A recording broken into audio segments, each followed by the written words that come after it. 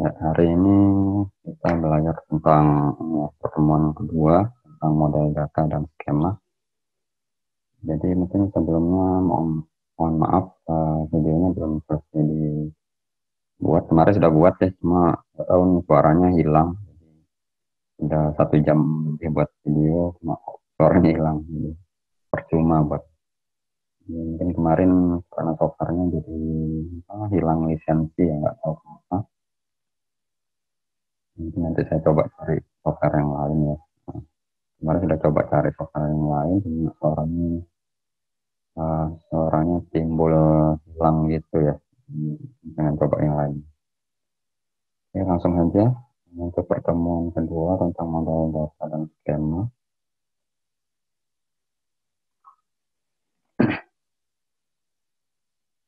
Jadi yang akan kita bahas ini beberapa ya.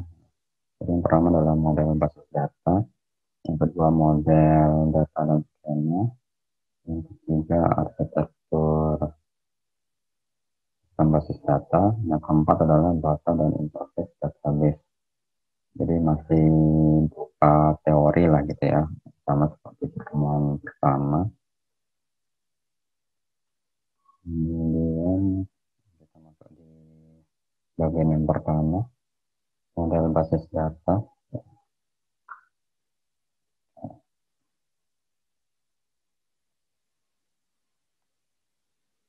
Oke, jadi model basis datanya dibagi 3 ya, model hierarkis, model jaringan, dan model relasional.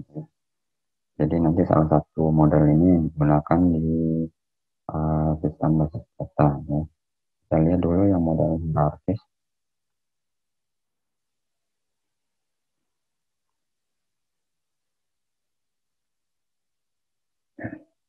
Ini biasa disebut dengan model pohon, ya, tree model, menggunakan pola hubungan orang tua anak, ya, atau parent child. Jadi di sini satu anak memiliki satu orang tua. Syaratnya yang di warna merah, ya, satu anak hanya memiliki satu orang tua. Dari model hierarki. Kemudian setiap simpul itu merupakan kumpulan model, ya, file. Kemudian ya kemarin kan file itu sudah kita bahas, file itu seperti kolom ya kalau di tabel. Kemudian selanjutnya suatu simpul atau node dan terhubung ke simpul pada level di bawahnya, jadi tingkatan di bawahnya itu kita sebut orang tua. Jadi kalau ada simpul yang memiliki simpul lagi di bawahnya itu, nah simpul sebelumnya itu kita sebut dengan orang tua. Nah, sedangkan simpul yang di bawahnya, ya, yang di bawah orang tua itu kita sebut dengan anak. Kemudian simpul yang tak memiliki anak ini kita sebut daun. Ya. Kemudian hubungan orang tua dan anak kita sebut cabang. Ini contohnya. Jadi di sini ada beberapa simpul ya, ada 3 tingkatan ya. Jadi ada tingkatan pertama dosen, tingkatan kedua mata kuliah, tingkatan ketiga mahasiswa yang mengambil mata kuliah tersebut. Jadi kita lihat dulu tingkatan yang pertama ini adalah dosen, ada dosen Siti Nurbaya, dosen Datuk Maringgih. Kemudian memiliki, jadi dosen ini karena memiliki cabang, ini adalah cabang, memiliki cabang ke mata kuliah. Misalnya ini dosen Siti Nurbaya memiliki panah ada cabang ke mata kuliah basis data dan mata kuliah pemrograman. Ya, jadi dosen ini kita sebut dengan orang tua, mata kuliah basis data, mata kuliah pemrograman ini kita sebut dengan anak. Begitu halnya juga untuk dosen Dr. Maringgih dengan mata kuliah matematika. Jadi dosen yang di Dr. Maringgih ini orang tua, mata kuliah matematika adalah anak. Tapi anak bisa juga jadi orang tua ya. Ini kita lihat untuk yang mata kuliah dengan hubungannya dengan mahasiswa ya. Misalnya Rudi, Asti, Dani. Nah, Rudi, Asti, Dani ini adalah anak dari mata kuliah basis data. Nah, tadi kan ada istilah daun. Daun itu yang tidak memiliki uh, level di bawahnya lagi ya. Jadi misalnya di sini kalau kita lihat kan mahasiswa ini Rudi, Asti, Dani, Bima, Edi, Warti, dan Warto ini tidak mempunyai cabang ke level di bawahnya lagi ya. Berarti ini disebut daun ya. Rudi, Asti, Dani, Bima, dan jadi tadi ada syarat kalau model hierarkis itu hanya satu anak hanya memiliki satu orang tua ya. Jadi kita lihat di sini, nah, setiap anak itu memiliki satu orang tua. Jadi nggak bisa lebih dari satu orang tua. Kemudian model berikutnya model jaringan. Ya. Ini bedanya dengan yang model hierarkis yaitu syaratnya anaknya bisa memiliki lebih dari satu simpel orang tua. Ya. Ini ada perbedaan aja istilahnya untuk orang tua itu atau kita sebut dengan pemilik, owner, dan anaknya kita sebut anggota. Kalau tadi kan orang tua itu ya orang tua gitu ya, anak ya anak, membeda istilah saja. Dan ada penambahan syarat ya. Jadi kita lihat ya, ini contohnya sama seperti model hierarkis, tapi karena syarat model jaringan itu membolehkan anaknya lebih boleh mengambil memiliki lebih dari satu orang tua. Nah, di sini contohnya sini misalnya Dani memiliki simpel orang tua, basis data, dan pemrograman. Sama halnya juga untuk Edi ya, mengambil pemrograman dan matematika. Nah, itu saja sih bedanya untuk model jaringan. Nah, kalau kita terapkan di lapangan kan untuk model seperti hierarkis tadi kan kurang cocok ya kalau di dunia perkuliahan gitu ya. Misalnya seperti ini. Jadi yang lebih cocok tuh model jaringan ya. Ya logikanya kan satu mahasiswa boleh mengambil beberapa mata kuliah. Gitu. Jadi nggak dibatasi satu mahasiswa hanya boleh ambil satu mata kuliah. Di dalam satu semester mahasiswa boleh mengambil beberapa mata kuliah. Ya. Kemudian model relasional ya. Ini merupakan model yang paling sederhana sehingga mudah digunakan dan dipahami serta paling populer saat ini. Model ini berisikan kumpulan tabel berhubungan ya, atau kita sebut relasi ya, seperti dijelaskan di pertemuan sebelumnya, di mana relasi dirancang untuk menghilangkan kemubaziran data atau terjadinya redundancy ya. Ya, semoga ingat ya, ingat tentang redundancy. Nah ini contohnya. Nah ini kita pakai contoh yang kemarin ya. Nah di sini ada relasi ya, panahnya adalah relasi. Berwarna merahnya adalah relasi. Jadi setiap tabel itu yang memiliki relasi ke tabel yang lain dengan aturan yang kemarin ada istilah primary key sama foreign key ya. Jadi untuk terbentuknya suatu relasi harus ada primary key di tabel yang satu, di tabel yang lainnya ada foreign key ya, supaya terjadi relasi. Untuk seperti ini, name itu kan primary key dari tabel mahasiswa supaya berrelasi dengan tabel minat mahasiswa. Nah, NIM-nya yang ada di tabel minat mahasiswa ini sebagai potensi. Ya. Di tabel konsen juga kode konsen itu primary key di sini. Kalau di tabel minat ini kode konsennya adalah potensi. Kalau NIP di tabel dosen sebagai primary key, kalau di tabel minat mahasiswa sebagai potensi. Ya, untuk kedepannya nanti kita gunakan seperti ini ya, model relasional. Nanti kita gambarkan dalam bentuk IRD ya. Jadi di pertemuan selanjutnya itu kita bahas tentang IRD. Jadi dasar sebelum kita kita implementasikan ke tabel ya, tabel di dalam basis data. Kita buat IRD termasuk relasinya ya.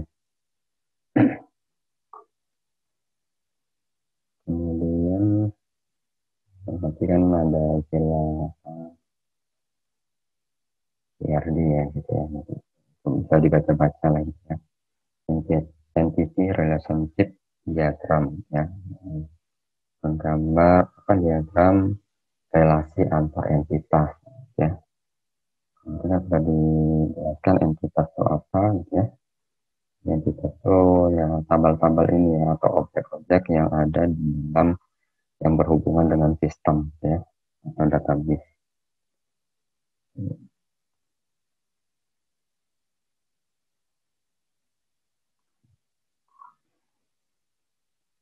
Ya, selanjutnya perbedaan skema dan subskema. Skema ini deskripsi hubungan logik antar data dalam basis data secara lengkap, termasuk di dalamnya nama dan deskripsi dari semua atribut yang rekodnya. Kalau subskema, deskripsi terpisah dari atribut, record, dan batasan nilai yang akan digunakan oleh sebuah program aplikasi. Jadi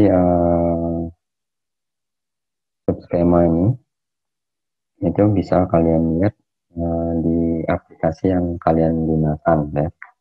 Kita kan sebagai end user ya, jadi lebih banyak melihat subskema ya, daripada skema. Ini kita lihat.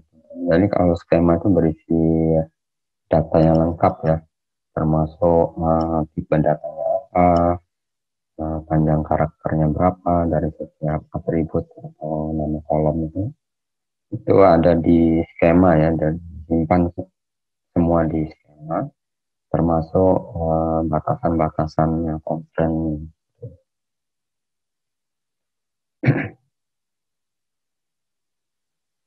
Ini kita lihat contohnya skema ya. Misalnya di dalam basis data itu kita membuat, ini ada suatu tabel ya, misalnya tabel pegawai ya. Tabel pegawai terdiri dari kolom nama, alamat, bagian, dan gaji ya. Nah, tapi pada saat kita implementasikan di aplikasi ya, itu akan masuk sebagai subskema ya. Jadi misalnya subskema di sini kita masukkan di aplikasi, kolom yang ada di skema ini kan ada 4. Jadi di aplikasi kita nggak nggak memasukkan semua kolomnya, karena kita hanya membutuhkan misalnya di sini adalah kolom nama dan bagian saja. Untuk alamat dan gaji eh, misalnya tidak digunakan ya. Jadi apa yang ada di database itu tidak selamanya kita tampilkan semua di aplikasi ya. Jadi bisa kita sembunyikan. Jadi sesuai dengan kebutuhan. Jadi skema dan subskema itu. Nah, misalnya kalau kalian membuka data di SIA, misalnya mengisi KRS ya, mungkin data-data yang penting saja yang ditampilkan gitu. Jadi untuk biodata lengkap kalian, misalnya nama orang tua, nama ayah dan nama ibu, ya nggak perlu ditampilkan ya pada saat mengisi KRS. Nah, itu kan dibatasi ya untuk ke dalam skema.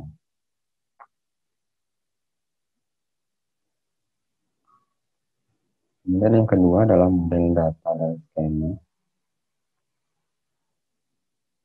Jadi arsitektur database itu telah mengalami evolusi dari sistem monolitik hingga modular ya, berupa client server. Jadi sistem monolitik itu yang seperti penjelasan sebelumnya itu yang mirip berupa aplikasi ya, yang memiliki database yang terpisah-pisah gitu. Atau sendiri-sendiri ya, ada aplikasi A memiliki database-nya sendiri, aplikasi B memiliki database-nya sendiri gitu ya, seperti itu. Jadi masih bersifat monolitik.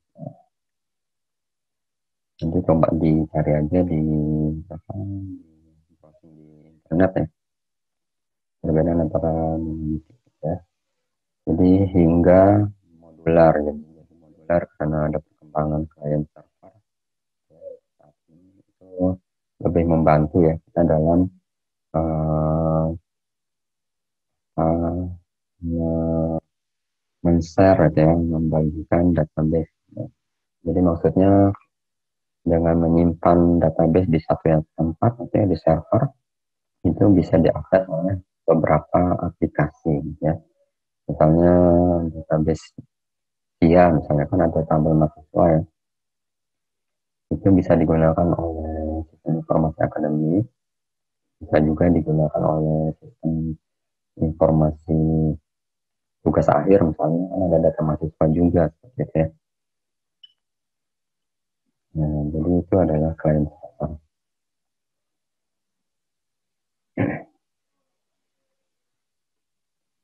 Kemudian, ya, dasar dari arsitektur DBMS, client server adalah sistem secara fungsional itu didistribusikan antara dua jenis modul, yaitu modul client dan modul server. Jadi modul client ini ada di sisi kita, di sisi user. Apa yang kita lihat di laptop, di komputer itu adalah modul kliennya ya. Sedangkan modul server ini ya yang ada di server, jadi tidak secara langsung kita lihat, kecuali seorang user administrator database yang bisa melihat atau mengakses database di di server ya. Gitu. Ini kita lihat modul klien secara khusus dirancang agar proses dapat berjalan pada sisi komputer klien ya, bisa workstation atau PC atau lainnya gitu ya. Kemudian proses yang berjalan pada sisi klien adalah berbagai program aplikasi serta interface-nya, UI-nya dalam mengakses database. Jadi interface user itu ya tampilan yang kalian lihat itu ya. Setiap halaman itu ya disebut dengan user interface antarmuka pengguna. Ya. Kemudian oleh karena itu pada modul klien ini hanya menangani interaksi user. Nah, interaksi user misalnya kita klik, oh saya ingin mengecek IPK saya. Nah, itu kan berarti kan interaksi dari user ya, apa keinginan user. Dan menyediakan interface yang user friendly. Nah, ini yang mudah digunakan, gitu ya. Warnanya menarik, gitu ya. Dan tidak lambat atau tidak loadingnya cepat, gitu ya. Itu harapannya ya, user friendly. Ya, mungkin nanti untuk yang user friendly itu lebih banyak nanti dibahas di mata kuliah yang di interaksi komputer. Kemudian modul server secara khusus dirancang agar proses dapat berjalan pada sisi komputer. Jadi server itu ada di ini ya, sisi komputer, di sisi komputer server gitu ya. Modul server biasanya menangani data storage, data akses, searching, serta fungsi-fungsi lainnya yang harus dijalankan pada sisi server ya. Ya, jadi data modul server ini data storage, penyimpanan data, akses datanya, pencarian datanya, terus bisa dilakukan di sisi server. Kemudian salah satu karakteristik dasar utama dari sistem database adalah tersedianya level abstraksi ya, level abstraksi data. Level abstraksi data ini menyembunyikan detail struktur database sesungguhnya dari pengguna dari kita. Misalnya kita tabel mahasiswa kita nggak tahu detail struktur database seperti apa. Misalnya di dalam tabel mahasiswa itu ya, itu ada kolom ya primary key-nya pasti min ya. Nah, struktur data untuk min itu apa? Misalnya tipe datanya adalah varchar. Kenapa varchar bukan integer? Misalnya karena name kalian terdiri dari huruf dan angka, ya contohnya varchar ya. Dan F1D jadi ada huruf angka. Kalau angka semua ya pakai integer. Ya. Jadi tergantung kebutuhan dari sistem yang mau dibuat. Ya. Kemudian panjang karakternya, ini misalnya harus 9 karakter. Gitu ya. Nggak boleh kurang, nggak boleh lebih. Tuh. Jadi itu batasan ya. Jadi detail struktur database seperti itu yang nggak kita bisa lihat secara langsung di komputer atau laptop kita gitu ya pada saat kita ingin mengakses misalnya sistem informasi akademik. Jadi disembunyikan oleh model data ya. Untuk itu DBMS itu harus memiliki model data. Model DBMS itu yang data manajemen database manajemen system ya. Jadi dengan bantuan DBMS kita bisa mengakses basis data yang ada di server gitu ya. Jadi kan database itu kan kita nggak bisa lihat secara langsung ya, secara fisik. Tapi kita mengaksesnya dengan bantuan software DBMS. Jadi kalian bisa coba cari DBMS itu banyak macamnya ya. Nah, untuk nanti perkuliahan kita ini yang menggunakan SQL gitu. Nanti di dalamnya itu ada bisa pakai aplikasi web server, MPP gitu ya. Itu sudah ada satu bundel paket gitu ya. Kalau saat kita menginstal nggak perlu pisah-pisah lagi gitu ya. Ada lengkap. Ada PHP adminnya, ada MySQL, ada SQL-nya. Kalau zaman dulu ya untuk apa, melakukan interaksi dengan database itu ya kita perlu install satu-satu ya. Nah, sekarang lebih mudah, ya ada satu software yang berisi banyak paket, bisa sekali install aja. Kemudian model data, ini adalah kumpulan konsol yang digunakan dalam mendeskripsikan struktur database ya.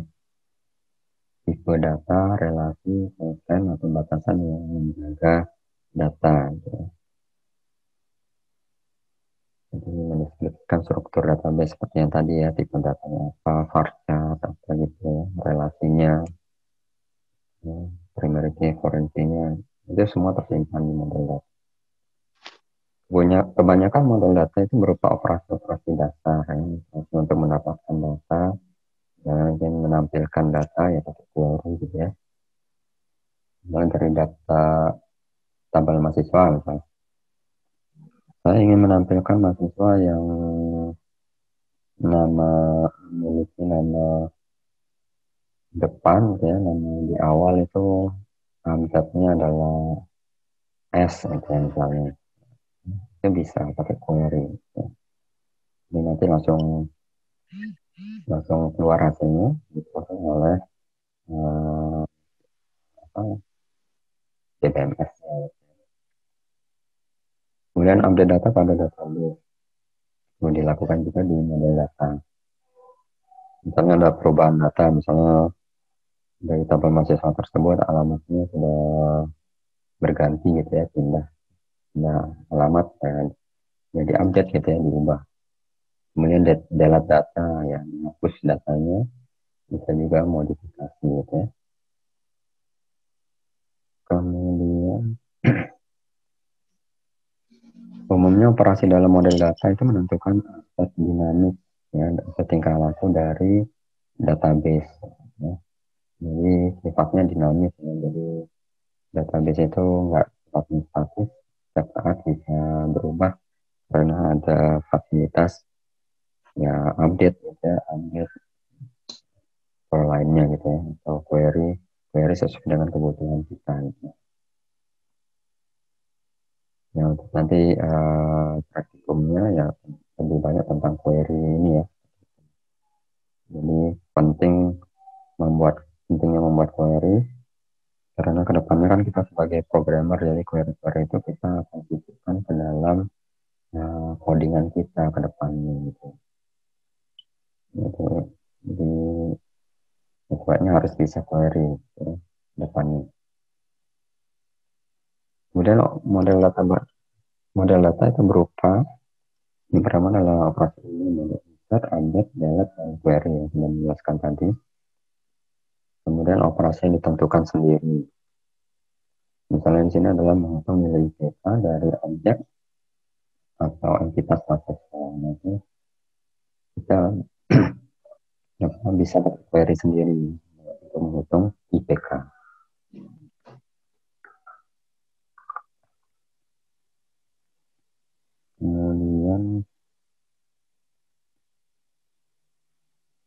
Nah, kategori model data. Yang pertama adalah model data konseptual ya, atau di pemodelan data berdasarkan pendekatan sisi user. Kemudian model data fisikal itu level rendah, mendeskripsikan detail database bagaimana data itu disimpan. Kemudian model data implementasi, representasi dari interviewnya ya, tampilannya. Itu memberikan tampilan khusus dari sisi user yang melindungi detail data yang tersimpan dalam database. Seperti saya bilang tadi kan detail data yang kita lihat di view itu sebagai pengguna kan nggak terlihat ya detail datanya. Jadi hanya yang ditampilkannya suatu aplikasi itu kan pasti yang berkisar antara nama kolom sama isi datanya ya, yang tanpa ada detail data yang gitu. Kemudian model data konseptual itu dapat berupa entitas, atribut, dan relasi. Nah, ini seperti gambaran tadi ya, relasi tadi. Jadi di dalam model relasi itu ada entitas, ada atribut. Entitas itu ya tabelnya itu ya, tabel apa, nah itu disebut entitas. Misalnya tadi ada tabel mahasiswa ya, ada tabel minat mahasiswa, ada tabel konsentrasi, ya, ada tabel dosen. Nah, itu yang disebut entitas. Atribut itu ya kolom-kolom dari entitas, ya, ada NIM, ada NIP, ya, ada nama mahasiswa, itu adalah atribut. Relasinya ya yang gambar panah tadi ya, nah, itu adalah relasi. Entitas ya gambaran dari objek atau database ya, misalnya pegawai, objek, mahasiswa, dosen, dan memiliki atribut ya. Jadi sebaiknya kalau membuat entitas ya harus memiliki atribut. Kalau nggak punya atribut ya nggak bisa kita sebut dengan entitas. Atribut itu informasi yang melekat pada entitas, seperti entitas mahasiswa, ya, apa yang mengidentifikasikan seorang mahasiswa, yaitu atributnya ya. Misalnya NIM atau NRP ya, nomor register ya kalau nggak salah kepanjangannya. Itu nama, alamat, telepon, lainnya. Tapi yang penting kan mencirikan itu adalah NIM ya. Kalau pakai NIK, nah beda lagi kalau NIK. Itu yang lebih umum lagi ya, bukan mahasiswa. Gitu. Kemudian relasi hubungan antara dua hingga tiga entitas yang saling berelasi. Misalnya dosen mengajar mahasiswa ya. Ini nanti di dalam buat ERD kita belajar bagaimana membaca suatu hubungan entitas ya. Dosen mengajar mahasiswa, ini ada hubungannya. Apakah satu dosen atau banyak dosen ya. Karena dosen mengajar banyak mahasiswa itu. Atau setiap mahasiswa diajar satu dosen. Ya, nanti kita belajar lebih detail di pertemuan berikutnya tentang ERG. Kemudian skema, instan, dan state database dalam model data itu sangat penting untuk dapat membedakan antara deskripsi database dan data dalam database itu sendiri ya. Deskripsi database itu kita sebut juga dengan istilah skema database. Ya. Skema database ditentukan selama dalam rancangan database dan biasanya tidak selalu mengalami perubahan. Ya. Dalam skema database itu digambarkan dalam bentuk skema diagram ya, atau diagram skema yang menampilkan struktur setiap record data pada tiap entitas, konstrainnya, batasannya juga yang disebut pada tiap entitas. Ini kita lihat di sini skema database. Ya. Nah, jadi ada beberapa tabel ya, employee, department location, project, workload, dependent ya. Jadi supaya tabel-tabel ini berelasi, yaitu ada istilah yang kemarin itu ada primary key sama foreign key ya. Jadi nama primary key itu boleh tidak sama dengan foreign key ya, tetapi isinya ya harus sama gitu kan, nggak boleh beda. Gitu. Misalnya di sini primary key dari employee itu misalnya di sini SSN ya. Nah, dari tabel yang lain kalau kita panahin dia panahnya, nah ini ada tabel dependent ya. Tabel dependent itu ya ini ya. eh, Sebab ini ada berhubungan dengan tabel employee ya. ESSN, ESS, ESSN ini sebagai foreign key ya. Jadi supaya berhubungan dengan SSN ya. Nah, ini kan namanya beda ya. Nah, boleh namanya beda, tetapi isi di dalamnya ya, ya harus sama ya. Misalnya ID employee-nya ya ID employee-nya berapa. ID employee-nya misalnya 001. Jadi dependennya ya harus juga 001 gitu ya. Supaya bisa dilacak atau karena ada keterhubungan antara nilai yang sama 001. Juga DNO ya departemen D nomor. Ini penelitiannya ya dari departemen itu ada D nomor. Kemudian dia memiliki hubungan dengan employee, menghubungkan dengan forensik namanya DNO. Nah, pada dasarnya nama DNO ini sama seperti yang lain juga ya. Jadi nggak masalah beda nama. Tapi ya supaya nggak bingung ya nggak ada salahnya ya disamakan saja gitu ya. Namanya kalau misalnya di sini D number ya di sini D number juga misalnya seperti ini. Di sini SSN, di sini SSN juga. Ya, jadi supaya nggak membingungkan. Tapi pada dasarnya tetap bisa beda, boleh beda nama ya, nggak masalah. Ya, kemudian ini yang ketiga adalah arsitektur sistem database dan kebebasan data. Nah, tiga dari empat karakteristik penting database itu yang pertama adalah adanya penyekatan antara program dan data. Ya. Jadi program dan data itu ya terpisah secara secara hmm, tempat ini ya fisiknya gitu ya. Jadi program itu ya berisi source code itu terserah kalian untuk menggunakan bahasa pemrograman apapun gitu ya. Datanya adalah selalu tersimpan di database di server gitu. Jadi nggak ada sangkut pautnya dengan programnya, isi codingannya, isi source code-nya itu. Tapi pada saat kita ingin mengakses suatu database, nah supaya terjadi hubungan antara program dengan data itu yang menggunakan query seperti saya bilang tadi. Query itu penting karena kita akan sisipkan di dalam source code. Nah, query ini nggak berisi data ya, tapi perintah untuk memanggil atau meminta merequest data ke database-nya. Dan nanti ada hasil umpan balik yang dikirimkan dari server ke aplikasi yang kalian buat. Misalnya, contohnya misalnya select nama from mahasiswa gitu ya. Jadi tampilkan nama ya dari tabel mahasiswa. Gitu. Jadi cukup perintah query seperti itu.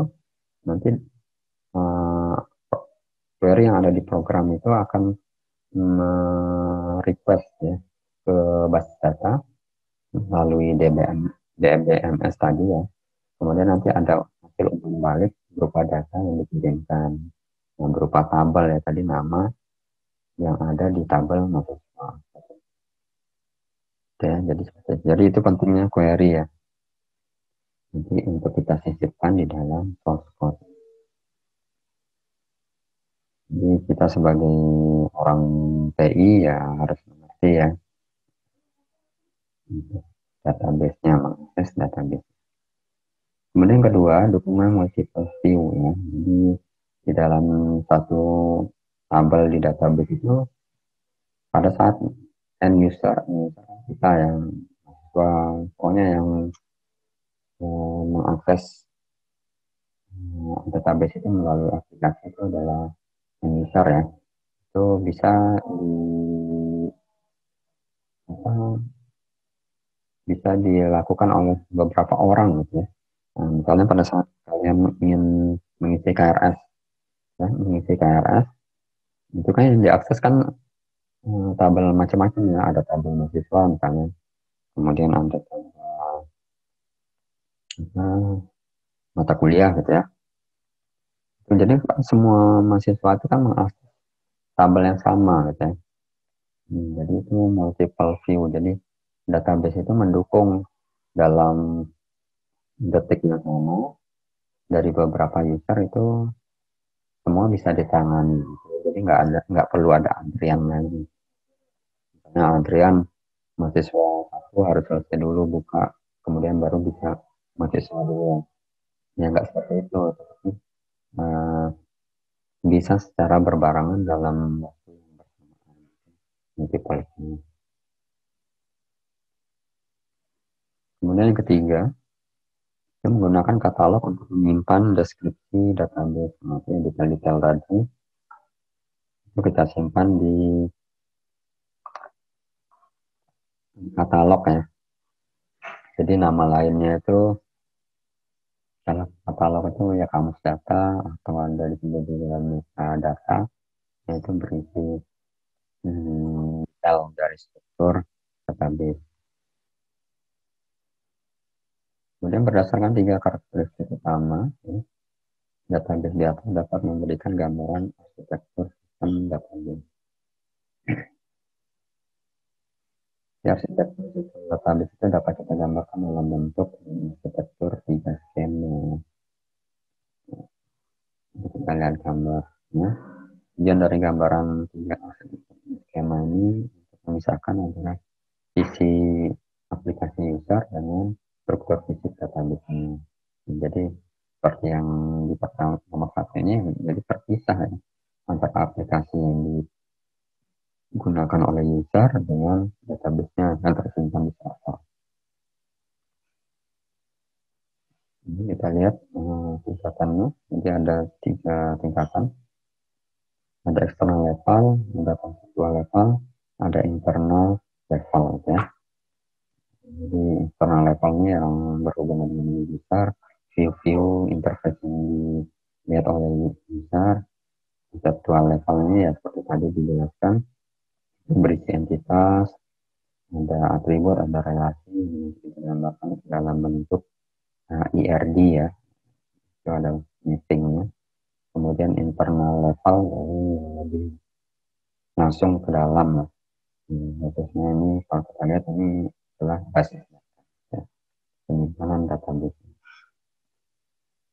Jadi level internal ini memiliki skema internal itu menggambarkan struktur penyimpanan secara fisik database.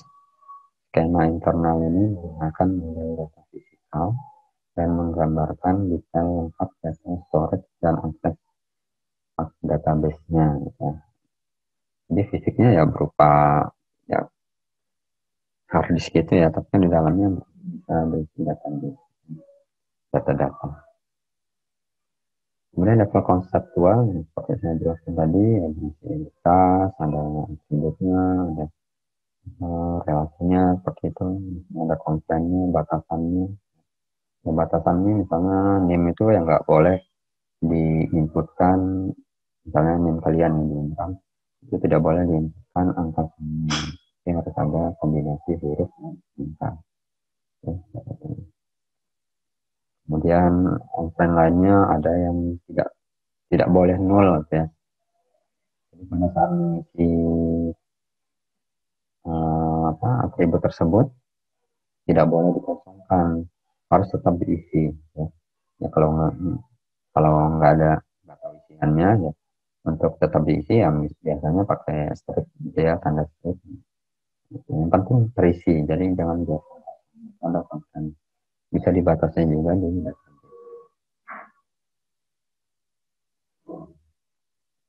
kemudian ketiga level eksternal atau view itu mencakup sejumlah skema eksternal user view ya. Level ini menggambarkan pengaksesan database pada grup user tertentu dan menyembunyikan sebagian data dalam database dari grup user tertentu pula.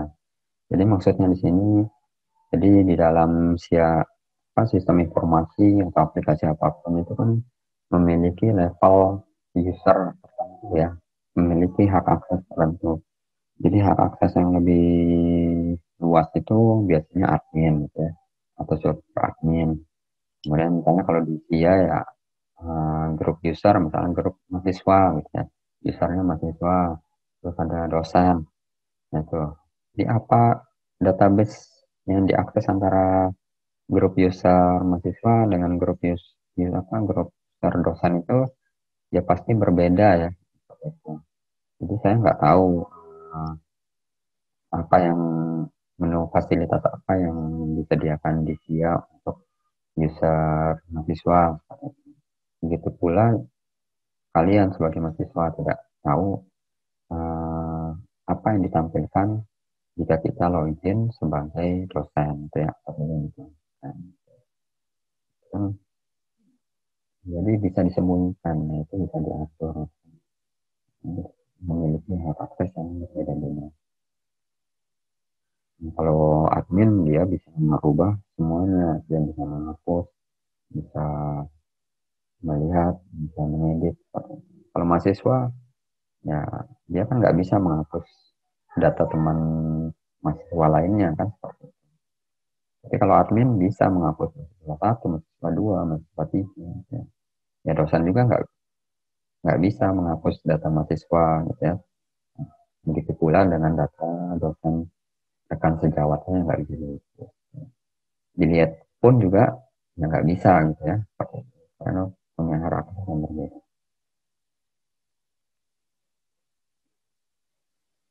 Kemudian data independen, ya, kebebasan data.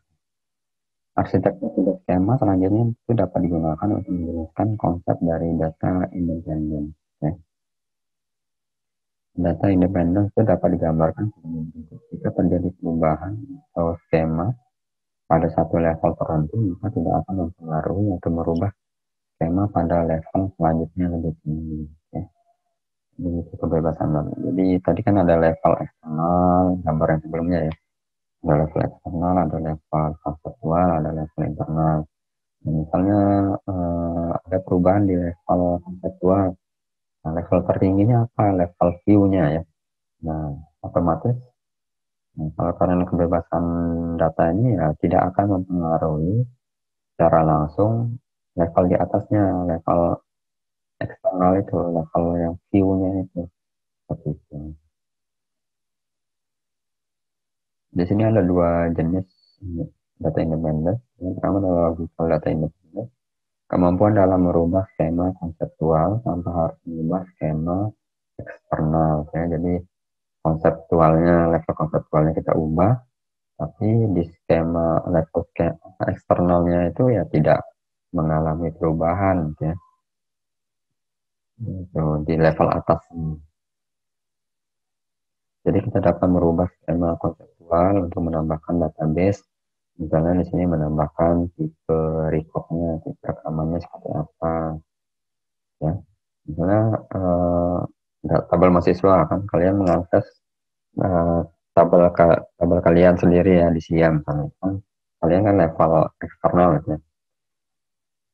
Misalnya saya merubah tipe panjang record dari NIM ya, kolom NIM. Nah, yang sebelumnya 9 jadi 10. Nah, cara kasat mata kan nggak ada, kalian anggap kan nggak ada perubahan ya pada saat mengakses database mahasiswa gitu ya. Padahal saya merubahnya di level konseptual. Gitu ya. Jadi nggak terlalu mempengaruhi. Gitu ya. Kemudian yang kedua itu ada physical data independence. Kemampuan dalam merubah jadi skema internal tanpa harus merubah skema konseptual. Jadi internal kan paling bawah. Kemudian kalau yang konseptual itu ya di tengah kan atasnya dari internal.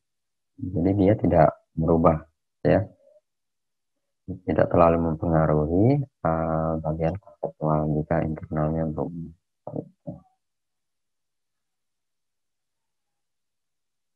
Kemudian terakhir empat itu bahasa interface database. Di sini DBMS merupakan perantara antara user dengan database. Ya, saya jelaskan tadi, kita tidak bisa memegang secara fisik database itu seperti apa fisiknya. Tapi untuk mengaksesnya ya kita butuh perantara dengan bantuan DBMS, ya, jadi software DBMS. Nanti coba kalian cari-cari ya, sudah satu paket ya. Nah, jadi kalau DBMS itu ya macam-macam DBMS. Nanti kalau kita di sini pakai SQL, ya, SQL.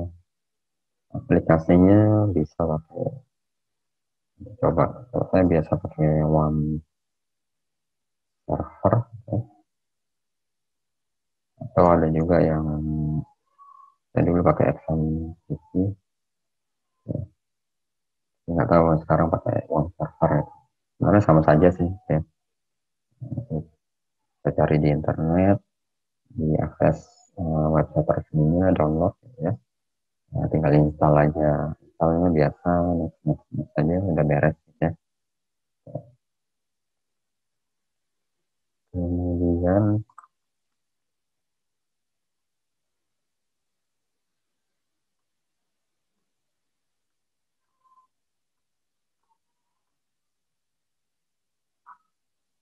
ya, kemudian cara komunikasi diatur dalam suatu bahasa khusus yang ditetapkan oleh DBMS.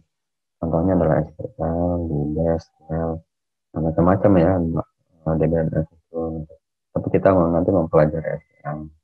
Jadi harapan ya sebenarnya mirip-mirip aja sih DBAS, SQL itu sama SQL. Yang penting kalian bisa menguasai satu bahasa query ini. Yang lain untuk mempelajarinya ya nggak butuh waktu lebih lama lagi gitu, daripada belajar dari awal ya. Kemudian database itu kita bagi menjadi bahasa database ya. Kita bagi menjadi dua bentuk. Pertama adalah DDL, data definition language. Yang kedua adalah DML, data manipulation language. Nah untuk merincinya nanti ada di, kalau kalian lihat di kontrak perkuliahan itu kan ada ya materinya nanti setelah UTS ya, dekat-dekat akhir lah. Yaitu DDL dan sebagai bahan praktikum juga ya. Nanti ini penjelasan singkatnya nanti detailnya nanti di pertemuan lain ya. BDL di sini digunakan dalam membuat tabel baru ya, jadi kita membuat tabel baru, create database, create table gitu ya, itu masuk ke dalam BDL. Mengubah tabelnya, menentukan struktur tabelnya atau lainnya, itu semua masuk ke dalam BDL ya, menambahkan tipe datanya, menambahkan panjang karakternya, merubahnya gitu ya, itu masuk di DDL. Ini struktur tabelnya ya, jadi belum isinya. Nah, hasil dari kompilasi perintah DDL itu nanti disimpan di kamus data atau di katalog atau metadata itu sama ya. Jadi jadi ini ya, data istilahnya metadata ya, data yaitu data yang mendeskripsikan data sesungguhnya. Data ini akan selalu diakses dalam suatu operasi database sebelum suatu file data yang sesungguhnya diakses. Jadi secara ya kita nggak tahu ya, nggak bisa melihat secara langsung, tapi di dalam sistem operasi itu ya dia akan pada saat ingin mengakses data yang di dalam sistem operasi itu dia akan mengecek dulu di kamus datanya apakah tabel itu sudah ada gitu ya, kolomnya sudah ada atau enggak gitu, seperti itu. Baru dia mengakses data yang sebenarnya. Kemudian DML ya, data manipulation logic, yang digunakan dalam memanipulasi dan pengambilan data pada database. Ini bedanya dari DL tadi. DL tadi ya struktur data, tabelnya saja, database-nya yang dibuat diubah gitu ya. Kalau DML dia lebih fokus ke isi-isinya gitu ya. Jadi lebih masuk lagi ke dalam datanya gitu ya. Kita manipulasi. Manipulasi di sini yang ya artinya manipulasi ya merubah gitu ya. Nah, tapi tanpa merubah tabel aslinya kita manipulasi. Misalnya tadi kan saya kasih contoh misalnya kalau ini kita lihat manipulasi data itu dapat mencakup 4 bagian query ya. Pemanggilan data yang tersimpan dalam database. Misalnya saya ingin menampilkan tadi kan contohnya nama dari tabel mahasiswa. Padahal di tabel mahasiswa itu kan ada kolom yang lainnya, ada nama, ada alamat, ada jurusan, ya, ada hmm, tahun masuk kapan, gitu. Tapi saya ingin menampilkan namanya saja. Nah, itu namanya manipulasi. Nah, pada saat data yang dikirim, yang kita request ke data itu diumpan balikan, ya, dikirim hasilnya itu kan berupa kolom nama saja, kolom yang lainnya nggak dikirim seperti itu. Jadi itu memanipulasi. Jadi tabel aslinya ya tetap banyak kolom yang ada. Kita manipulasinya hanya menampilkan kolom nama saja. Kemudian yang kedua adalah penyisipan atau penambahan data baru. Bisa ditambah mahasiswa baru gitu ya. Misalnya kita ada 4 tahun ajaran baru ya otomatis kan harus ada penambahan data mahasiswa baru gitu ya. Yang ketiga penambahan data pada database ya update. Kalau yang ingin diubah ya update. Kalau ingin menghapus ya pakai delete. Kemudian terdapat 2 jenis DNA. Ini ada prosedural, menghendaki user untuk mengspesifikasikan data apa yang diperlukan dan bagaimana cara mendapatkan data tersebut. Misalnya di sini pakai bahasa C, C++, ya. Jadi beda halnya seperti saya bilang tadi kan antara program sama data itu kan terpisah ya kalau kita menggunakan database. Tapi kalau di dalam bahasa C, nah data program itu yang menjadi satu source code ya. Nah, kita membuat suatu aplikasi kan kita harus deklarasikan variabelnya dulu, nilainya berapa. Nah itu kan masih dalam satu source code ya. Nah itu berbeda halnya dengan yang masih data terpisah. Nah, kalau yang pakai basis data dari SQL ini disebut dengan prosedural ya. Jadi menghendaki user untuk mengspesifikasikan data apa yang dibutuhkan tanpa harus mengspesifikasikan bagaimana cara mendapatkan data tersebut. Nah ini kita lihat contohnya ya, sampel yang atas. Jadi ada bahasa di base atau bahasa C atau lainnya gitu. Nah kalau kita membuat satu program untuk menampilkan data butuh codingan yang banyak ya, panjang. Ya sedangkan kalau menggunakan SQL ya cukup satu baris saja. Misalnya di sini select nama from mahasiswa, where, tempat lahir sama dengan Makassar. Jadi di sini maksudnya kita mengambil kolom nama dari tabel mahasiswa. Nah, ada where ini ya kondisinya ya, di mana mahasiswa tersebut di kolom lahirnya itu nilainya adalah Makassar. Lahirnya di Makassar. Jadi yang tertampil adalah nama-nama mahasiswa yang lahir di Makassar saja. Ya. Sedangkan yang lainnya nggak tertampil. Ya, jadi cukup satu baris itu aja. Jadi ini bisa disambung ya, mahasiswa where-nya bisa disambung sebelah kanan nama mahasiswa gitu ya. Ini cukup satu baris saja. Berbeda dengan yang di atas itu agak panjang. Dan sama halnya juga yang di bawahnya yang lebih panjang lagi gitu. Ya.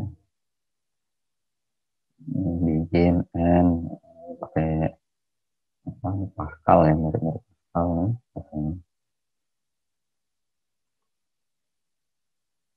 Ini DBMS DBMS interface yang permukanya. Jadi tampilan DBMS itu yang menarik.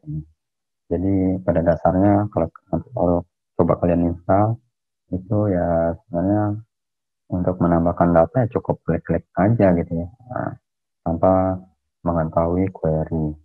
Tapi kalau kita dimanjakan dengan interface di DBMS itu ya kita nggak bakalan bisa mengerti cara membuat query gitu ya.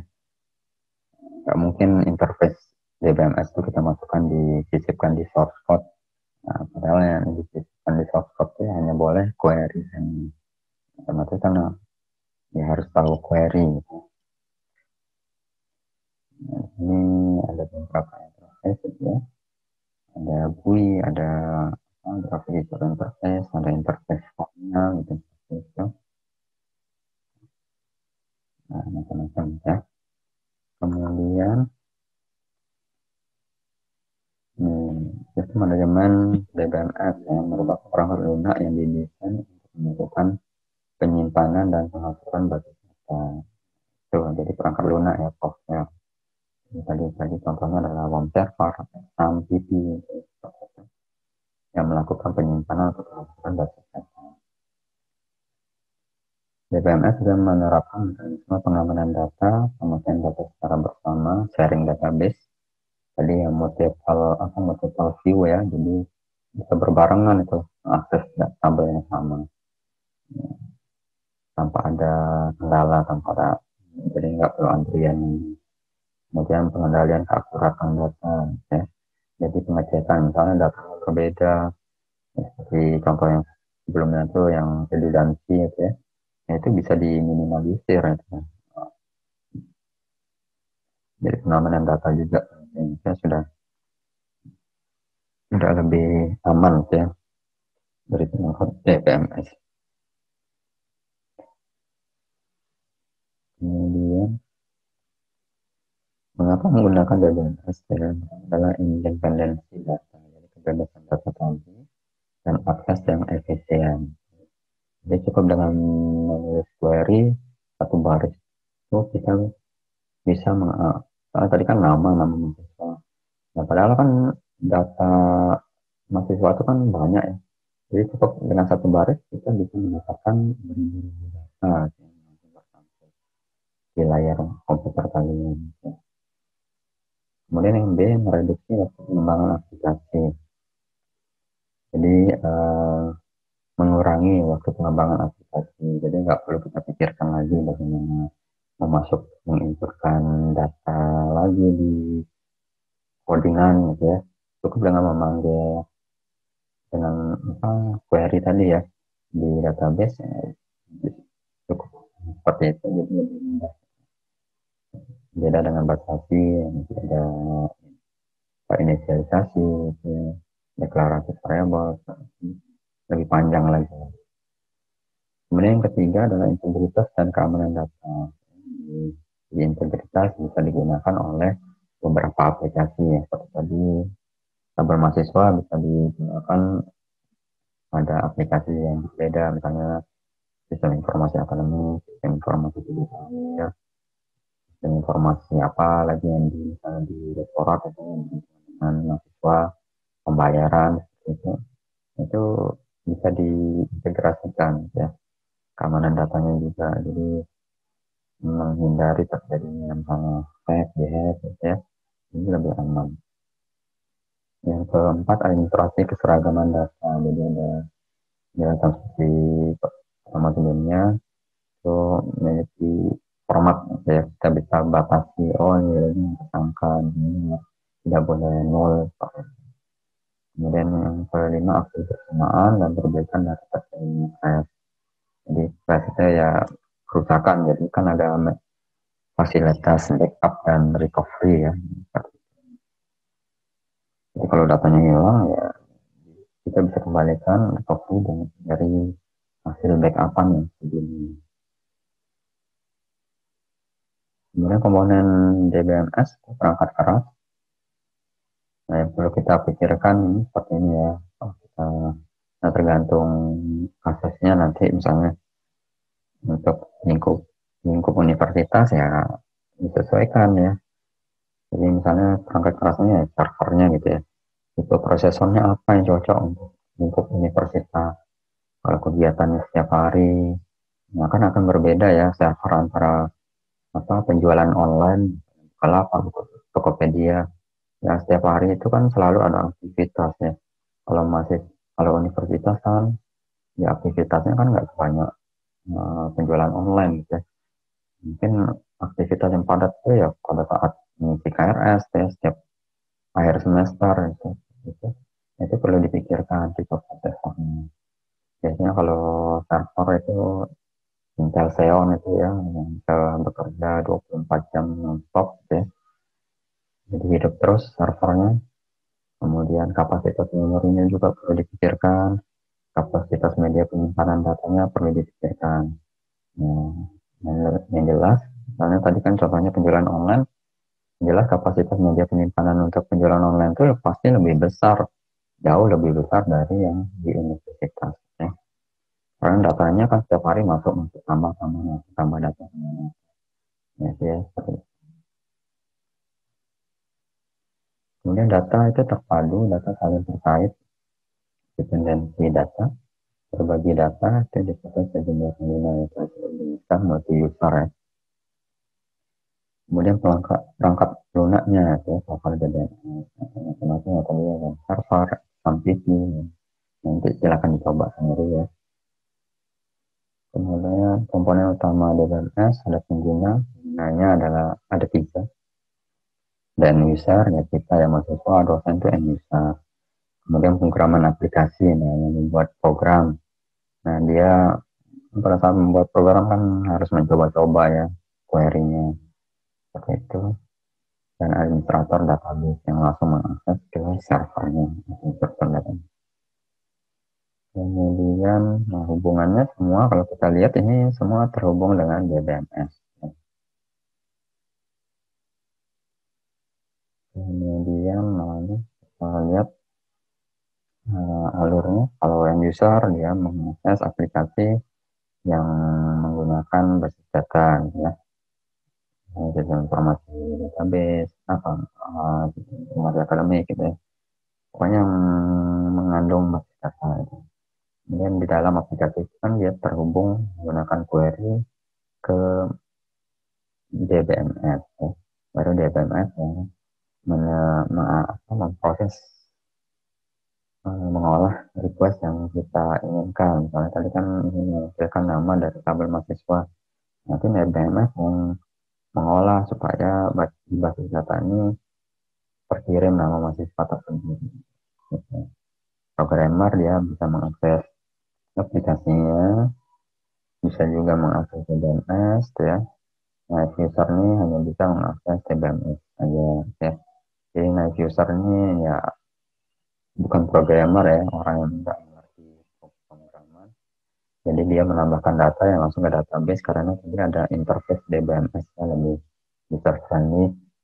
Jadi tinggal klik saja, nggak perlu ngerti query seperti itu. Jadi ya, jadi data masuk, data bisa night user.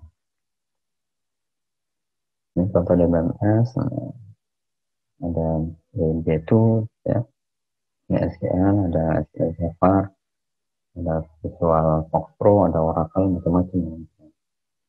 Nanti kita pakai SQL atau MySQL. Nah, ini dicoba sendiri, setelah dipahami ya.